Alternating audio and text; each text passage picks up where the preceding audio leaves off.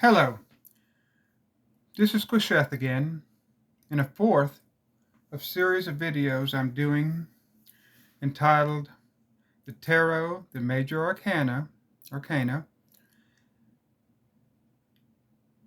the Paths of Return.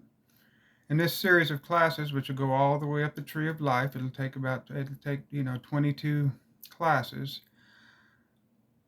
I will be discussing each of the major arcana and their relationship to the initiatic or spiritual journey. The Tree of Life is kind of a diagram to help explain the unexplainable, but helps us to use our reasoning mind to kind of come to some kind of comprehension. It has the path of creation coming down into Malkuth, the created universe, and it has the paths of return for the initiate who desires to return to the source of all, the true source of all, no longer dwelling in the reflections of the true source, but here at the initial thought of the true source. I could spend 3 or 4 hours on each path, I'll be honest with you. But I have to cut these down to about 20-25 minutes in order not to bore people or get them, because I repeat myself a lot because that's the way I was taught. I will start with 93 because one of my spiritual philosophies is Thelema. This is the fourth in a series of classes entitled Tarot, the Major Arcana. Each video will discuss one of the cards of the Major Arcana and its importance. I have studied various esoteric traditions for over 30 years and thought I would share some of what I have learned with you. The classes I'm doing right now are basically based or the same classes I did about 10 years ago, and I'm just putting them on YouTube now. In the last video, we talked about the Sun Atu, the Sun Tarot, on the path of 30, card number 19. When you look at the Major Arcana and you want to know what path it's attributed to, take the number of the card, number 19, for instance, and add 11. 11 is a very significant number because it's the unity of the pentagram and the hexagram, man and spirit.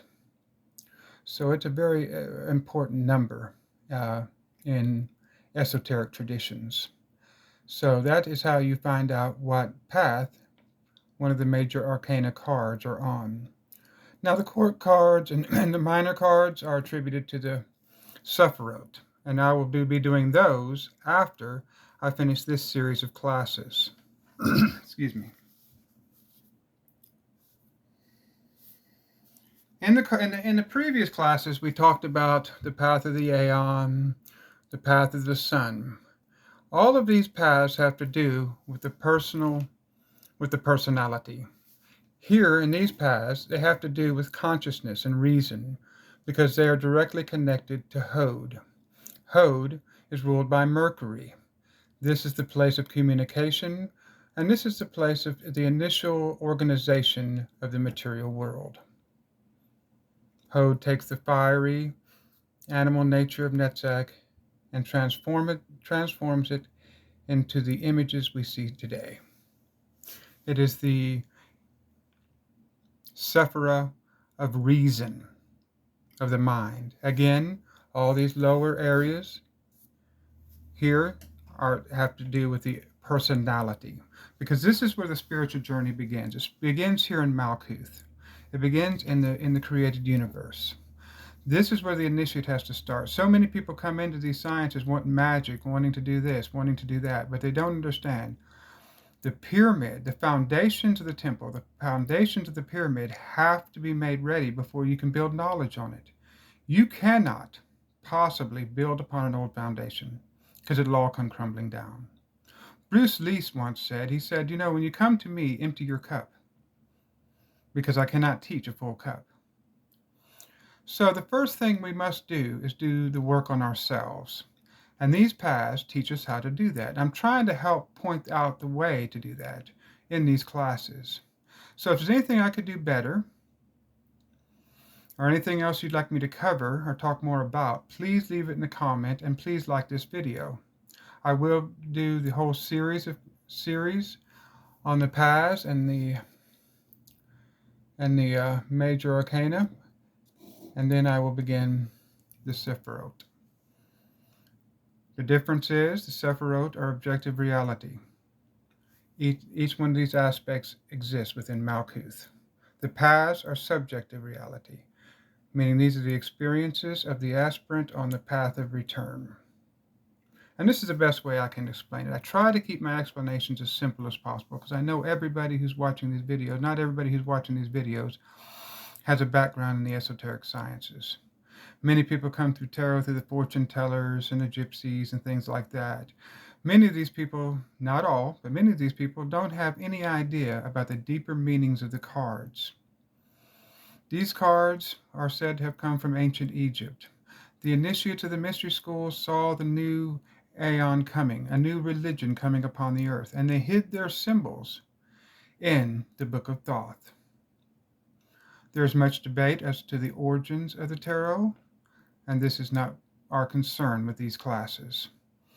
The concern with these classes is to try to fully explain as best as I can what these paths mean to you in your work, the practical work, what they mean to you as an aspirant, and they will help you so much in your understanding of these cards when you do readings.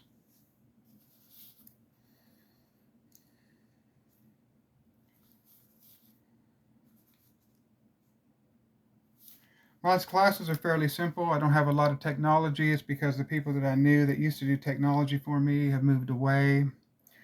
So if anyone is interested and you live around the San Marcos, Texas area, and you're interested in, and you know a lot about technology, how to make these videos better, leave in the comment section below. Okay, we will get started as best as I can. Okay, so in the Sefer Yetzirah, which is a Hermetic writing on the paths, this path is called the corporeal intelligence, so called because it forms every body, which is formed beneath the whole set of worlds. So corporeal, the body. This is the path that forms the bodies in coming down from Netzach. So Netzach would be the animal soul, and from Hod you would get the spirit or the reasoning man. And so on this path it is said that this is where the forms are made, the body. So think about that, the corporeal intelligence. Again, what I said about the work being done on the self in your journey. There is a prayer in the Book of Thoth that I really love, and I will start with that. Hail unto thee who art Kephra in thy hiding, even unto thee who art Kephra in thy silence, who travellest over the heavens in thy bark at the midnight hour of the sun. Kephra is the Egyptian god, the scarab, who was thought to push the sun through the sky at midnight. This card signifies midnight. We will talk about that more. But we're going to go first through some of the attributions of this card and this path. Again, we're talking about the path number 29. The card is the moon in both the Crowley's Thoth deck and the Waite deck. Again, I use these two particular decks because these are the ones I'm most familiar with. There are many decks of cards out there, and everybody making a new deck of cards. But unless you're part of a mystery school who understands the deepest mysteries, or at least a minor adeptus, you shouldn't be making tarot cards. But there's so many of them. So if you pick a tarot deck, make sure it's true to the attributions, because there are symbols hidden in these cards that await, because the unconscious speaks in symbols. And so these symbols unlock keys within your unconscious. If they're not there, it's very hard to come to full spiritual realization of these truths. Against path number 29, it connects Malkuth, the kingdom, the bride, the physical realm, the body, or the nephesh, with Netzach, the desire nature, okay, the instinctual nature, automatic consciousness. So this is your breathing. This is anything that's just automatic, autonomous, acts autonomously without your conscious awareness of it. So this is the realm of nature. This is the realm of the pure animal instinct, tooth and fang, the rule of Netzach. The name of this particular Sephira is called victory, the victory of creation. So you're traversing the path, leaving the physical realm, and entering into the dark path of the unconscious. The Hebrew letter for this path is Qaf, meaning the back of the head. The cerebellum medulla. The cerebellum, the medulla oblongata. Excuse me, I have a kind of a speech impairment. The medulla oblongata, the automatic brain. It also means measurement, and if you think about the moon, has always been used to measure time. Because unless you were an astronomer, somebody who watched the skies all the time, the moon was the most obvious. It had 28-day cycles.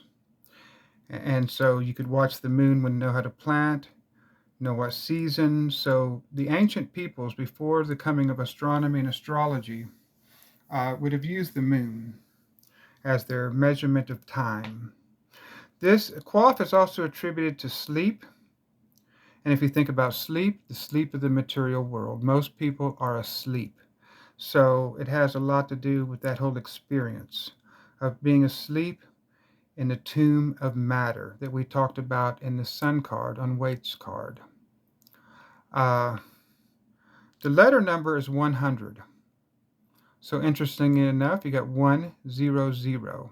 So this points to Kether. It also points to the full. These attributions can just go on and on and on. And like I said, I could actually spend 2 or 3 hours on each path. That's how much information is contained. The title of this card is the ruler of the flux and reflux. The ruler of the flux and reflux. So think about that, the moving of the tides and the tides within yourself. Child of the sons of the mighty.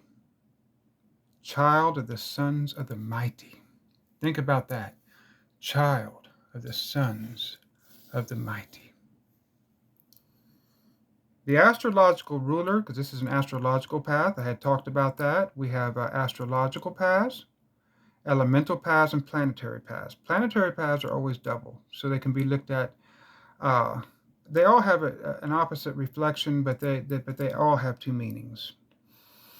Pisces, we know, is ruled by water. It's a water sign, which again we talked about on the opposite side here on this part of the tree of life, on the pillar of severity. This is fire. So now you have the fires of consciousness, the fires of the Holy Spirit, and the waters of the unconscious, the primal waters. It is said in alchemy that the waters make up all things, and that the fire activates those waters into being. Our corporeal bodies are water, primarily water. It's a mutable sign. Pisces is a mutable sign. That means it falls at the end of a season. It is a sign of changeability, of changing to the next mode. This is very important when thinking about this card. It is the darkness before the dawn. Pisces is the last sign of winter. Okay, coming out of Aquarius, it's the darkest sign of winter, moving into spring.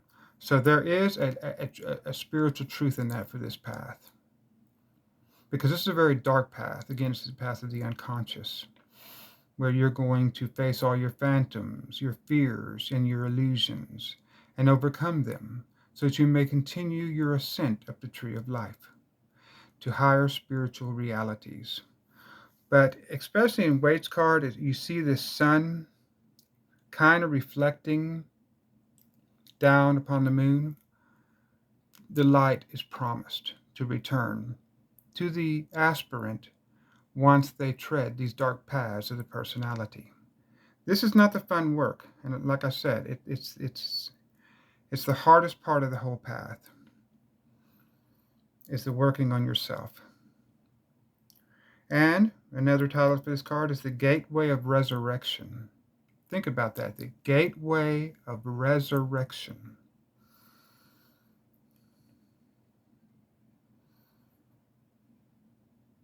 It is the corporeal intelligence, the material forms that are organized in Qesheth or Hesed and brought down into material manifestation on the pillar of mercy, on the tree of life. The tools, the magical tools for working on this path are the twilight of place and the magic mirror. For people who enjoy scrying, this is one of the tools, because this is one of the tools that we will use to look into our unconscious, the magic mirror, the black mirror, the obsidian bowl. There have been many, many instruments used for this. The stone for this path is pearl, which kind of reflects down again from Bina, the great mother, the great sea. Okay? She's the great sea. She's the originator of the waters of life, the alchemical waters, the primal waters that make the forms of all things. The perfume for this particular path is ambergris. Uh, I should have. I'm not. I should have come with another correspondence for that, because that actually comes from a well that we. It's very hard to get, and you can't use it very often anymore. But any moon incense will work like jasmine. Check your correspondences, learn your correspondences so you can learn to work with these. Because if you were doing journeys on these paths, it would be good to burn the appropriate incense, use the appropriate colors, because this will begin to bring in that energy to manifest in your life. The animals for this path are the dolphin, the fish, all fishes, which are also attributed to Mercury, interestingly enough, the crawfish, and the beetle. Now, I will get into that here in a little bit. Any animal of the moon. So, I like owls. Think of anything that you could attribute to night and the moon. Now, we're dealing with a different moon here, though. We're dealing with the dark moon instead of the moon, the fully illuminated moon, or the high priestess card here. She is the material matrix of the universe. She is the fully illuminated consciousness. Okay? Where this is the personal consciousness, the unconscious. This is where your habits are stored, your repressed memories. The plants are all single-celled organisms, kind of showing this is a path of like the earlier evolution, the primal waters of evolution. And the opium poppy, again attributed to sleep. The drug for this path is opium. If you happen to subscribe to the Thelemic Mysteries, the holy book reading would be Liber 7, chapter 6. Some of the god forms for this path are Hecate, Kethra, Anubis, Poseidon, Neptune, and the Norse god Mani. In Hebrew, the Hebrew god name for this path is El. And think about that. That's also the god name for Hakma. The angelic name is Amitsael. Amitsael. It's very hard to pronounce that. The magical power that you would acquire by conquering this path or overcoming this path, bewilderments and the casting of illusions. In your body, it rules the feet. Pisces rules the feet. A spiritual practice that I would recommend for this path would be pranayama and dream work as taught by Carl Jung. So if you haven't studied Carl Jung's books on dream work, read some of those books. Keep a daily dream diary next to your bed. because as soon as you awaken, you'll need to write down your dreams, because remembering that the unconscious speaks in symbols. It just doesn't come out and say, hey, you. It speaks in symbols, and that's why it's so important to understand the attributions. Because if you have symbols coming to you, then you need to understand where they're coming from, what they mean. Because again, the unconscious speaks in symbols. So your personal unconscious will also speak in symbols that will show up in your dreams. So that's why it's so important on this path to keep a dream diary. Dream books and dream interpretation books, most of them are total crap. So really, that's why it's so important to study the attributions of these paths and these mysteries in order to understand what you're seeing. Uh, The great work is submersion into the unconscious. This is one of those paths that's really self centered. You'll spend a lot of time looking at yourself, just like the Aeon, where you were looking at all your conscious thoughts. Well, guess what? Your conscious thoughts are bubbling up from your unconscious. So, this is a place where you'll be immersing yourself in your unconscious, really digging in and really trying to figure out, what's going on. Putrefaction, which is the total stopping and the total melting down of yourself. A meditation that you can use on this path when things get dark is the light is not gone, it is only hidden by my shadows. Again, the light is not gone, it is only hidden by my shadows. These are the shadows we have created. I always compare it to like a light bulb that's painted, let's say, or muddy. As we walk these paths, we begin to remove that shadow, that clay off that light bulb, and the light slowly but surely breaks through to illumination. This is the path again of the personal unconscious, where everything, all your life experiences are stored or repressed. And it's the job of the initiate to dig these out. You can't repress things.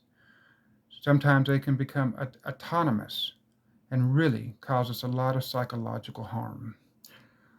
These waters of the unconscious, of the personal unconscious, start here with the high priestess. You can see the waters flowing. Her gown are the waters flowing into creation. This is the universal unconscious. This is what's hidden deeply within the garbage of your personal unconscious. So it's very crucial, again, to continue to dig through the darkness to find that pearl of, of great price. We will talk about the High Priestess card when we get to that point in this series of classes. Again, this is a dark path leading to the Sephira Netzach, the realm of nature where the instincts rule. So just think about this.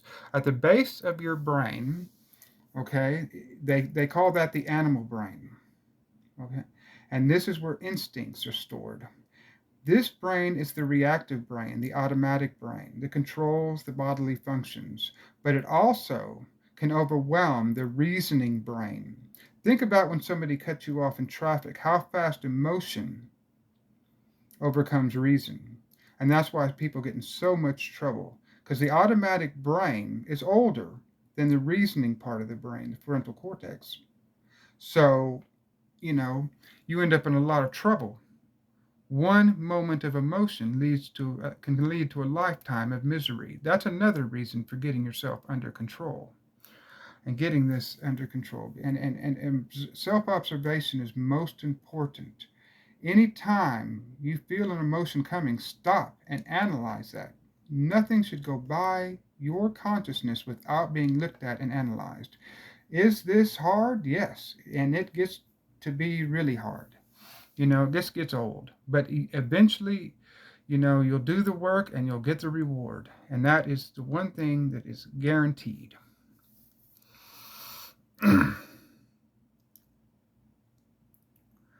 Okay, so I talked about the light is hidden in the darkness of our unconscious. Think about stories of the birth of Krishna or Christ. They were born in mangers among the animals, the light hidden in the refuse of nature. These were symbols. Everything in these myths are symbols that can be unlocked. Uh, so we'll kind of explain the cards now. On Wade's card, you see two pillars. These are the pillars of initiation, Yakin and Boaz, foundation and strength. Okay, and there are also the two pillars on the tree of life. Okay, so these are what we're doing. We're balancing out the various aspects of our personality and bringing them into harmony. And you see this road leading, the road to the aspirant between these pillars. Here again, you have the waters of the unconscious, the superconsciousness flowing from the high priestess, from Bina down from the high priestess. Okay, then you have a wolf and a dog. This again representing what? The domesticated part of ourselves, the reasoning part of ourselves, and the wild part of ourselves, the untamed part of ourselves. And we all feel that. And so we're unifying these two. One is not going to destroy the other. We're going to unify them and put them into proper order. There's always a time to be untamed and to be savage, but there's also a time to reason. Okay, so that's the difference. This crawfish coming out of these waters, they attribute it to, it's kind of funny to Pisces. The earlier artists of these cards didn't really know what scarabs look like. So basically, this represents the aspirant coming out of the waters of the unconscious, ready to take their journey through the two pillars. Here on the pillars of equilibrium, I call them the pillars of equilibrium. Uh, Here you have yods, the Hebrew letter yods falling from the moon. Okay. Waite uses 15 yods, possibly to symbolize the devil card, which is number 15. Which in one of its meaning represents the bondage to matter. Okay, so this is a dark card because you're coming out of your own personal unconscious. You're dealing with your own crap, the stuff that you have stored in your unconscious. It's going to manifest regardless in our habits and and the way we do things. We don't understand why we do things over and over and over again. But the aspirant must understand. And even if you have to go see like a Jungian psychologist to help you, this is highly recommended. If you have any kind of problem with the things that you see in your unconscious.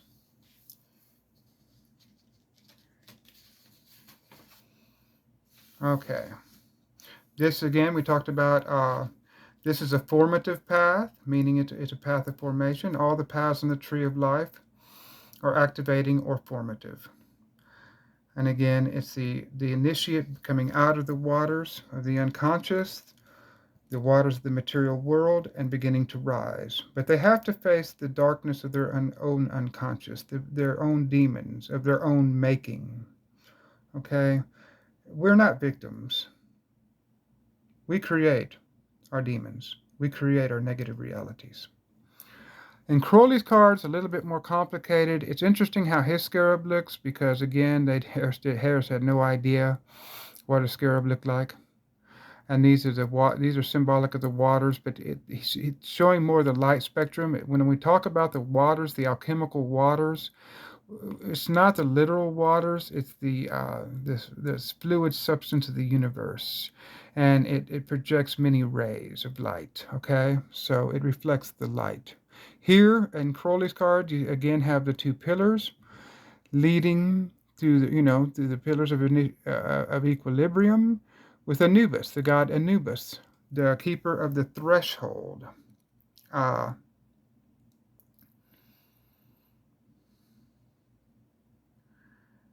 the keeper of the threshold. So in Egyptian mythology, the initiate had to be prepared to meet Anubis because you would either be greeted with blessing or be ripped apart.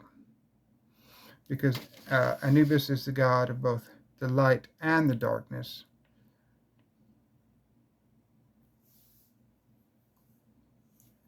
Okay, I'll continue. And in Crowley's card, he has 9 yods, and he calls them drops of impure blood mixed with water. So, where a lot of people see this path as the end, as total darkness, the dark moon, no light to guide the initiate, the aspirant upon his way, there is hope. Menstruation is the beginning of a cycle. Pisces is the dawning of the light. It is the last sign of winter. So there is hope for the initiate, though in his darkest hours it may not seem so. Excuse me. So the meaning of this card pretty much is unconscious messages. Again, this is the path of the moon. And as the initiate begins to traverse this path, he's going to have a lot of problems because his reason, because as he submerges himself in the unconscious, the reason's going to fight back. The reason will fight back and fight to dominate. The reasoning consciousness will fight to redominate your life. So this is going to cause a lot of conflict. But from conflict are things born. So the reasoning consciousness fights back, creating further conflict, for it fears the loss of control experienced here. Jung said it was the flooding of the unconscious, and the most dangerous thing about this path is to become overwhelmed. But again, that's why I would recommend the mystery schools. Find you a school of knowledge that you can follow, and that way you have a path and teachers to help you along. But you can also do it by yourself. And that's why I'm doing these classes. If you'll just do the practices of pranayama, which help to control the unconscious. Of course, Raja Yoga is the practices that I really, really believe in very strongly for these paths. Scrying, the practice of scrying is a good thing to take up right now because it helps you to tap into the unconscious. But really, self-observation. Watch your reactions to things. Question your reactions to things. Why did I react this way? And at the end of each day, recapitulate your day. Recapitulate why you did things and why you think you did things. And come to the true purpose to break away from the illusions that you hold about yourself. I'm going to read a writing by Crowley in the Book of Thoth. So just bear with me, because this is a really good little thing. He talks about the darkness of this path. This is that which is written by Abraham in the book of the beginning. A horror of great darkness came upon him. One is reminded of the mental echo of subconscious realization of that supreme iniquity which mystics have constantly celebrated in their accounts of the dark night of the soul. But the best men, the true men, do not consider the matter in such terms at all. Whatever horrors may afflict the soul, whatever abominations may excite the loathing of the heart, whatever terrors may assail the mind, the answer is the same at every stage. How splendid is the adventure!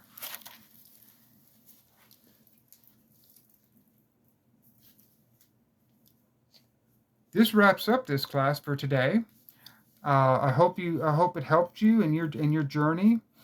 Again, if you have anything else you would like me to point out when I'm talking about these cards, please leave it in the comments below. Like my videos. I know they're not the most technologically advanced, but I try to put as much information as I can within a 30-minute span. Again, my name is Qesheth. 93, everybody.